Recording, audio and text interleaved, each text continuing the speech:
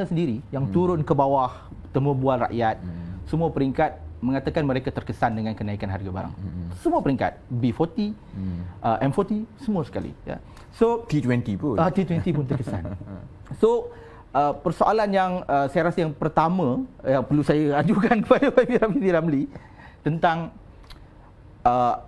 di mana punca masalah ni, Saudara Rafizi. Saya rasa Saudara Rafizi orang yang bukan baru tentang perkara ini. Dari dulu sebelum PRU 14, Saudara Rafizi sebelum PRU 14 ya, PRU tahun 2018.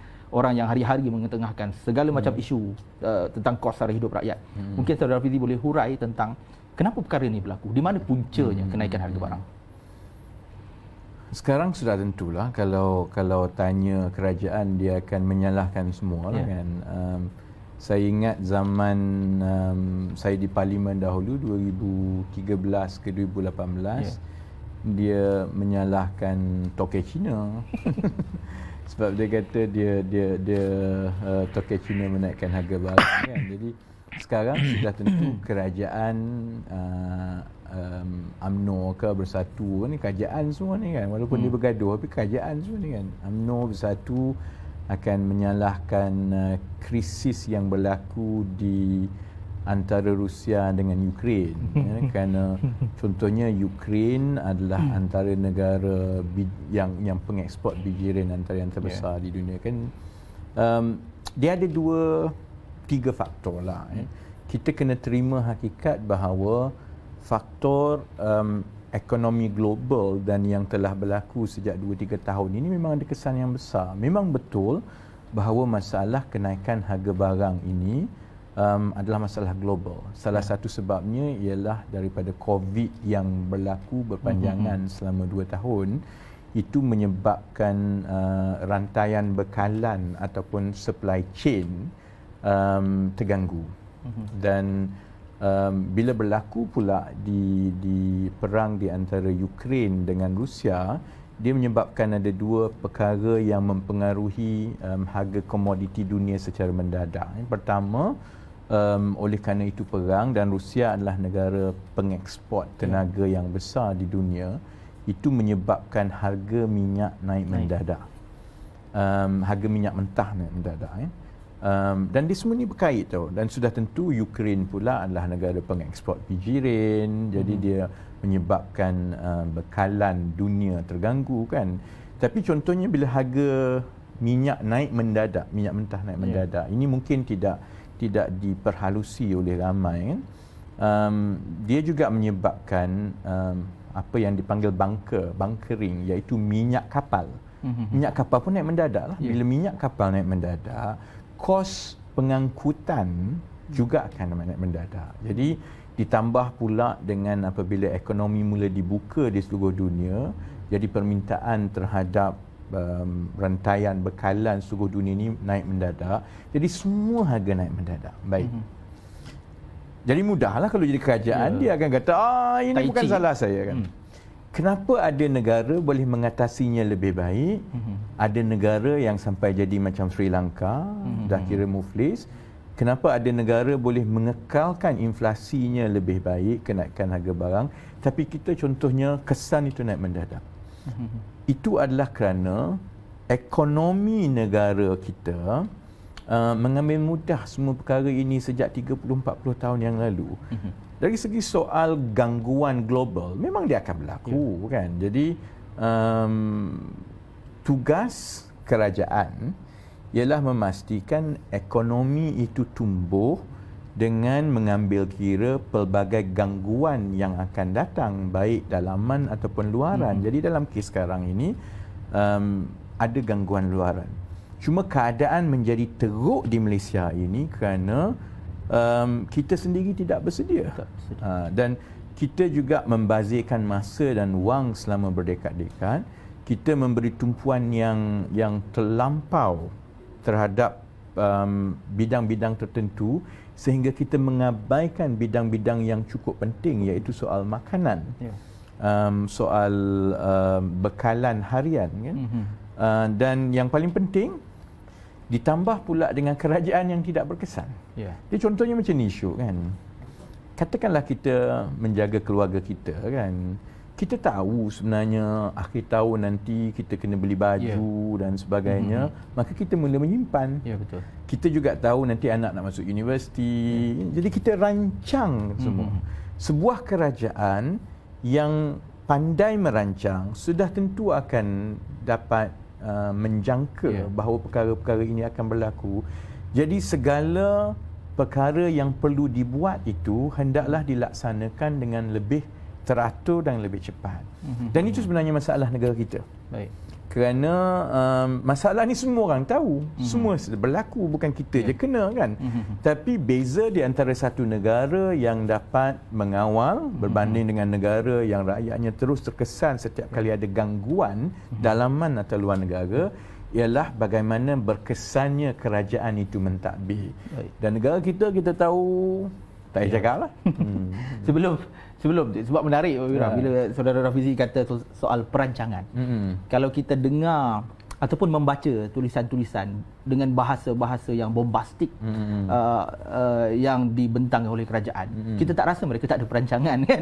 Kita dapat merasa kemas perancangan kerajaan ni. Kalau baca buku-bukunya dengan coloringnya, so kita rasa mereka seperti merancang. Tapi sebelum pergi ke soalan tu, saya nak pergi ke soalan yang sedikit mikro, saudara Rafizi, tentang hari ini panas tentang isu harga minyak, harga minyak masak. Bila kita tengok sekarang ni, dia ada sedikit kontradiksi dengan Menteri KPD NHCP punya pengumuman baru-baru ni. Dia kata bahawa subsidi ni dimansuhkan, kecuali yang pack 1 kilo RM2.50 tu kekal. Yang botol 2 kilo, 3 kilo, 5 kilo dah mansuh. Harganya mungkin melambung lebih daripada RM30. Hujahnya, ini yang menarik. Saya rasa dia berkait juga dengan hujah Najib Razak yang mengatakan kena naikkan sedikit harga petrol, RON ni untuk kerajaan boleh bagi lebih banyak bantuan bersasar. Lebih kurang sama. Mansuhkan subsidi minyak masak ni, alasannya macam-macam. Sebab berbotol ni mudah diseludup dan sebagainya. So dengan kerajaan dapat jimatkan 20 juta sebulan saja. Dia mansuhkan subsidi ni, kerajaan jimat 20 juta sebulan dan kerajaan boleh bagi bantuan bersasar kepada rakyat. Saya tak faham. Sebenarnya rakyat tertanya-tanya, bila dia tarik subsidi ni, susahnya rakyat. And then dia nak bagi bantuan. So dia macam kontra kat situ. Apa komen saudara Rafizi tentang isu ni? Secara teori memanglah subsidi sebaiknya diberikan kepada orang yang benar-benar memerlukan. Jadi itu konsep subsidi ini mestilah bersasar. Kalau tidak, maka orang yang tidak memerlukan subsidi, apabila barang itu dapat murah, maka dia akan membazir. Itu kononnya hebatnya lah Najib Tun Razak ni kan. Itu hari ni dia tulis, dia kata aku tak faham ekonomi kan. Tapi aku tak faham ekonomi tak adalah sampai kena scam sampai 30-40 bilion rakyat kena menanggung hutang kan. Tapi kononnya dia yang faham ekonomi, konsep dia begitu. Sebab itu soal urus takbir, soal rasuah, soal keberkesanan kerajaan, soal kronisme, ini sangat mengesani rakyat. Subsidi, kalau ambil contoh minyak masak tadi kan, subsidi minyak masak banyak bocor. Contohnya, katakanlah walaupun dia kata subsidi minyak untuk harga pack RM2 ni masih kekal kan. Kau pernah dapat beli ke subsidi minyak RM2? Cubalah orang kat luar pergi beli. Payah nak cari, susah. Kalau cari pun tak ada. Sedangkan kita membelanjakan puluh-puluh juta, ratus-ratus juta tiap-tiap tahun kan. Dan kita juga tahu bila kita ambil alih kerajaan dahulu, saya dengar daripada kawan-kawan yang dalam kerajaan semua, sebenarnya kebanyakan skim ini ialah diwujudkan untuk membantu orang-orang yang rapat dengan mereka, baik ketua-ketua bahagian ke ataupun kaki bodek mereka. Maka dia diberikan kuota, kamu boleh pack balik yang RM2 ni gini. Jadi kerajaan akan bayar kamu. Jadi dia jadi satu skim untuk mengkayakan golongan tertentu. Itu dah satu masalah dah. Because bila perkara itu dijadikan skim cepat kaya kepada golongan tertentu, bekalan yang sepatutnya kuantitinya itu sampai ke pasaran mungkin tak semua sampai. Sampai sekarang kita tak tahu sebenarnya daripada berapa ratus juta yang dibelanjakan untuk pack RM2 ni, sebenarnya berapa banyak yang sampai betul-betul sampai ke pasaran. Dia umum saja. Itu yang pertama kan. Yang kedua, kalaupun semua kuantitinya itu sampai ke pasaran, kita tak tentu sama ada semuanya itu akan mengikut peraturan. Kerana contohnya minyak masak pack RM2 ada had. Ada had, betul. Tak silap aku 2 pack seorang je boleh beli kan.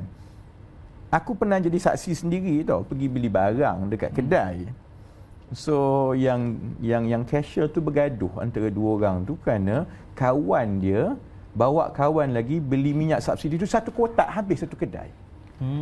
So cashier tu kata, ni kalau bos tahu ni marah ni. Upah. Aku tengok je, tapi pakai topeng orang tak kenal lah kan. Jadi maksudnya bukan sahaja kita tak tahu kebocoran di peringkat bekalan, bila sampai ke peringkat jualan pun dia tidak terkawal. Jadi sebab itu lebih ramai orang yang sebenarnya tidak merasa subsidi. Jadi seluruh konsep subsidi bersasar yang Najib kata ni memang akhirnya dia terlepas sasaran terus lah, sebab tak tahu siapa yang dapat. Kita tak tahu pun contohnya orang yang buat bekalan subsidi bersasar 2 pack ni dekat mana dia pergi, dia letak kat mana dan sebagainya. Entahnya dia jual kat restoran-restoran kawan-kawan ni. Semua ni kita tak tahu, di luar kawalan kan. Jadi sebab itu masalah utama soal subsidi bersasar ni ialah kerana masih wujud banyak unsur-unsur penyelewengan, penguatkuasaan yang lemah, ada ruang yang lompong yang menyebabkan perkara itu disalahguna.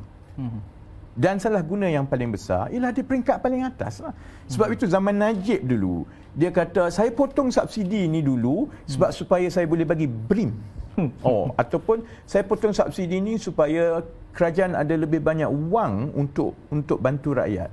Tapi sebenarnya mentaliti Pak Menteri ialah bila dia potong subsidi, duit kerajaan lagi banyak, dia bukan fikir macam mana nak bagi kat orang, dia fikir projek apa boleh buat. Jadi bila wang itu lebih banyak dalam poket kerajaan, maka bila kita ada kerajaan atau menteri yang tidak betul-betul rasa bertanggungjawab kepada rakyat, maka sebab itulah ada projek sana dan projek sini, 10% sana, 21% sini, projek yang sepatutnya 1 bilion jadi 3 bilion. Jadi dengan subsidi bersasar, tanpa ada kerajaan yang betul-betul jujur dan ikhlas, tanpa ada SPRM yang bebas, tanpa ada penguatkuasaan di peringkat bawah ini yang betul-betul akan menjalankan tugas dengan jujur, dia akan menambahkan lagi risiko kebocoran. Sebab itu, sepanjang Najib 9 tahun jadi Perdana Menteri, memanglah kononnya dia buat subsidi bersasar. Tapi sebab itu dia kalah pilihan raya. Kalau subsidi bersasar dia tu betul-betul jadi, tak adalah dia kalah pilihan raya. Rakyat dah merasa subsidi bersasar yang dia buat tu sebenarnya sasar masuk poket dia. Dan akhirnya rakyat kat bawah makin teruk. Sebab itu kos harga barang makin tinggi. Jadi untuk jangka masa panjang, Syuk, kan, memanglah sebaiknya kita nak semua orang kaya di negara ini, semua orang hidup dengan baik, gaji baik, sehingga keperluan untuk subsidi ni jadi minima. Hanya untuk mereka yang betul-betul susah, barulah kita boleh tumpukan kan. Tapi itu tidak boleh berlaku dalam keadaan sekarang. Kerana kalau subsidi bersasar ni dibuat dengan kebocoran dan sebagainya, dia menjadi alasan untuk ketirisan yang lebih besar kan. Sebab itu dalam keadaan yang prosesnya belum baik lagi, kejujuran kerajaan yang ada masih lagi dirakui, rekod penyelewengan masih tinggi. Sebab itu untuk membantu seberapa ramai rakyat, lebih baik untuk kita kekalkan subsidi terlebih dahulu, sementara kita mencari jalan dan juga kita pastikan proses sistem untuk subsidi bersasar ni betul-betul boleh berjalan kan. Dan last kali bab tu bab Najib. Aku pun Najib kena panjang sikit lah. Kan dia tak boleh lah pendek kan. Dia bangga tau. Dia bangga kononnya, saya potong subsidi sebab saya bagi BRIM. Saya potong saya bagi duit semua kan. Sebenarnya ada kesan bagi duit tunai secara terus kepada rakyat. sebagai orang politik atau kerajaan kan, memanglah jadi popular sebab dia rasa mentaliti mereka ialah dengan memberi wang kepada rakyat, rakyat akan terus menjadi hamba abdi dan meminta-minta menunggu-nunggu wang. Dia miskin tak apa sebab 2 kali setahun dapat 300 400 euforia kan. Walaupun pemberian tunai itu tak semestinya salah kan. Tapi untuk jangka masa yang panjang, terutamanya apabila kita berbincang soal masyarakat dan ekonomi yang selalu terdedah kepada kenaikan harga barang, apatah lagi gangguan-gangguan luaran yang berlaku macam sekarang kan. Apabila kita bagi wang tunai kepada ramai orang di bawah tanpa kita mengawal harga barang, sebab ada dua benda ni. You sama ada pilihan kerajaan, sama ada you bagi wang tunai supaya you popular, ataupun you betul-betul selesaikan masalah puncanya harga barang kan. Kita juga tidak boleh lupa bahawa kalau kita bagi tunai, bagaimana jumlah tunai yang dibelanjakan itu ada kesan kepada kenaikan harga barang.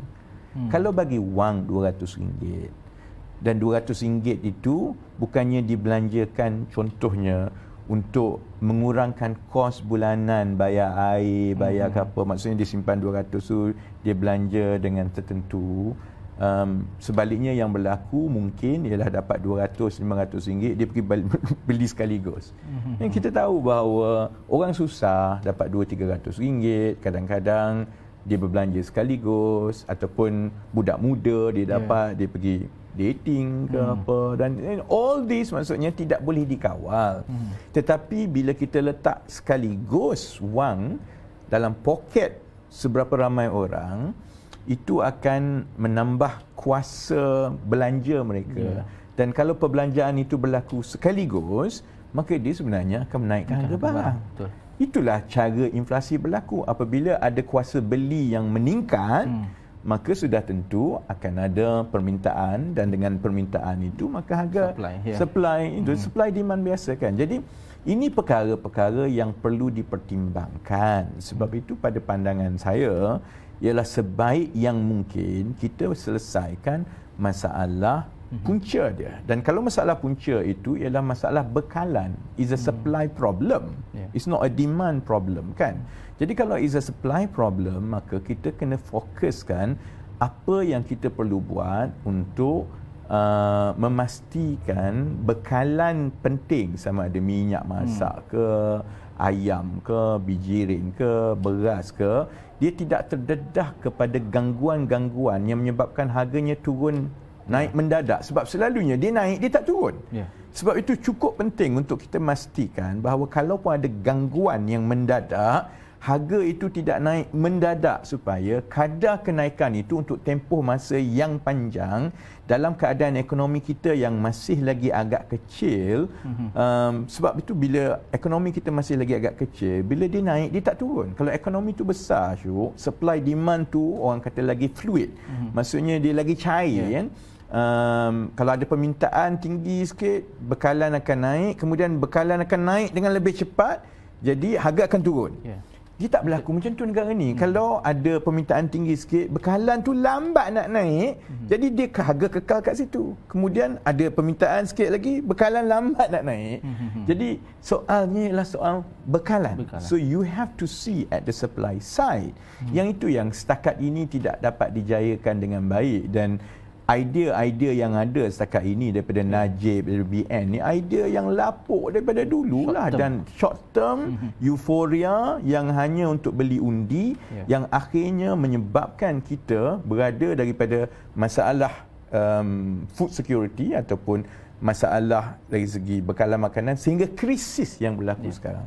Saudara Ravi, ada satu lagi sebelum saya nak pergi kepada soalan kenapa berlakunya kegagalan sebegini dahsyat. Cuma sebelum tu, kalau kita dengar, saya telaah juga kenyataan Perdana Menteri sewaktu membentangkan tambahan bantuan BKM RM100 dan sebagainya. Begitu juga Menteri KPDN. Mereka sentiasa mengatakan yang seolah-olah ekonomi ini semakin terbuka. Kita di fasa endemik, ekonomi berjalan semakin baik. Dia seolah-olah kepada rakyat kat luar sana yang mungkin penyokong tegar kepada UMNO Barisan Nasional, mereka mungkin merasakan okey ya, untuk subsidi ini dihapuskan sekarang. Seolah-olah rakyat bersedia ke arah situ. Saudara Fizi sebagai pemerhati ekonomi, bagaimana melihat ini? Mungkin soalan sedikit politikal campur ekonomi sikit. Bagaimana keadaan rakyat sekarang? Dia okey, perspektif soal ekonomi ni selalunya ahli politik dia macam terkeliru tau. Dari pandangan ahli politik, ekonomi berkembang ni maksudnya lagi banyak orang berbelanja supaya dia dapat lagi banyak cukai. Jadi ekonomi berkembang, orang banyak belanja, banyak cukai, kayalah dia, banyaklah dia boleh belanja kan. Jadi cukai kan. Jadi pada pandangan pentadbiran kerajaan kan, baik buruknya sesuatu ekonomi itu dilihat kepada perbelanjaan, projek dan sebagainya. Lagi banyak berbelanja, lagi banyak hasil pada mereka kan. Jadi dari segi itu, maka tumpuan mereka lebih kepada ekonomi dibuka sekarang ni, maksudnya adakah projek lebih banyak, orang lagi banyak berniaga dan ialah prospek untung lagi banyak lah kan, dan cukai lagi banyak. Di mata rakyat dia berbeza. Okey. Ekonomi baik atau buruk ini bergantung kepada satu benda saja. Berapa banyak duit tinggal dalam poket hujung bulan. Itu je. Betul. Dan berapa banyak poket duit di hujung bulan ini bergantung kepada dua perkara. Satu, sama ada gaji dah naik ke belum. Okay. Dan yang kedua, kos naik ke tidak kan. Jadi di situ yang berlakunya jurang pandangan yang sangat jauh antara pentadbir pembuat dasar dengan orang biasa kat bawah. Sebab itu saya faham kalau orang duk kata ekonomi semua duk kata dia buka, dia baik tapi macam aku macam makin susah je kan. Grab makin mahal je sekarang kan, nak pergi mana-mana kan. Jadi itu berpunca daripada situ, dan ia berpunca sebahagiannya ialah kerana dasar ekonomi makro negara, the macroeconomic policy of the country, dia tidak menyeluruh dan dia hanya menumpu kepada asal sesuatu sektor itu kembang naik. Tapi dia tidak fikir bahawa semua yang naik ini mesti diimbangkan. Dia tak ada benda dalam dunia ini yang kalau dia naik dia 100% bagus. Duit pun kalau banyak bahaya.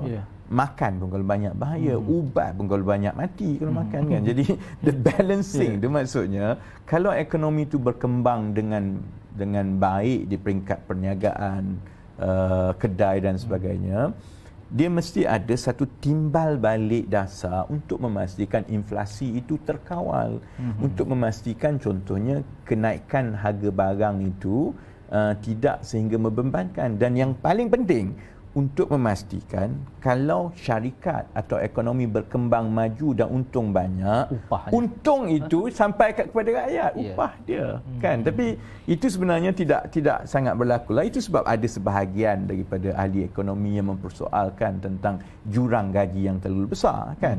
Jadi semua ini masalah-masalah yang telah menjadi begitu rumit kerana telah dibiarkan tanpa ada dasar yang bukan saja kreatif, tetapi kalaupun ada dasar yang nampak agak baik tapi tidak dilaksanakan dengan baik. Dan dia tidak dilaksanakan dengan baik kerana mutu menteri-menteri yang ada. Kerana dia tak bagi dia benda ni, bagi kat KSU lah buat, bagi kat pegawai kerajaan lah buat. Dia fikir nak menang jawatan dalam parti, nak tu projek apa dan sebagainya. Jadi bila kita ada kerajaan yang bukan saja tidak ada idea, tapi idea yang cukup-cukup makan itu pun tidak dilaksanakan dengan baik, maka dia seolah-olah semua masalah ini dibiarkan terus berkembang tanpa diubati dengan secara tersusun dan secara berpanjangan, dan akhirnya kita sampai ke peringkat sekarang lah. Baik, Saudara Fizi, saya rasa kita makin clear dah apa yang berlaku sekarang, dan saya rasa setiap rakyat pun kesan tu rasa pada diri kita sendiri. Tak ada siapa yang boleh menafikan saya okey. saya okey. Aku pun duk komplain mahal lah harga ni kan. So saya rasa semua akui benda ni. Dan saya bila kita pergi ke media-media sosial rakyat, yang bercakap tu dah bukan lagi memang orang yang enggak asing bagi dia. Siapa yang bercakap ni? Orang biasa dah bercakap dekat TikTok. Orang biasa dah mengeluh dekat YouTube. Maknanya masalah tu memang real dan berlaku, hanya mungkin menteri-menteri saja yang tak sedar. Dan sekarang ni sampai tadi YB Rafizi, Saudara Rafizi dia sebut tentang supply yang slow, perlahan, semua sekali. Dan menggambarkan keparahan ataupun besarnya masalah pentadbiran. Soalannya ialah kenapa kegagalan ni berlaku sampai tahap ini? Kenapa? Dia sebahagiannya dari segi saya dah sebut tadi, soalnya contohnya ialah kurangnya idea yang kreatif. Saya bagi contoh yang agak mudah lah. Dalam tahun 70-an, dunia mengalami masalah yang sama yang ada sekarang. Masa itu akibat perang, masa itu perang Arab-Israel. Kemudian ada dari segi catutan bekalan minyak yang dikenakan oleh OPEC. Juga berlaku beberapa gangguan bekalan biji sehingga menyebabkan keadaan yang yalah budak-budak tak lahir lagi, aku pun tak lahir lagi lah, tapi aku membaca lah kan. So benda yang berlaku sekarang ni pernah berlaku dalam tahun 70-an kan. Kita tengok respon dan tindak balas kerajaan-kerajaan dunia lain ketika itu kan. Salah satu konsep yang telah dipakai oleh banyak kerajaan di dunia ialah konsep stok penimbal, stockpile. Jadi mereka mengambil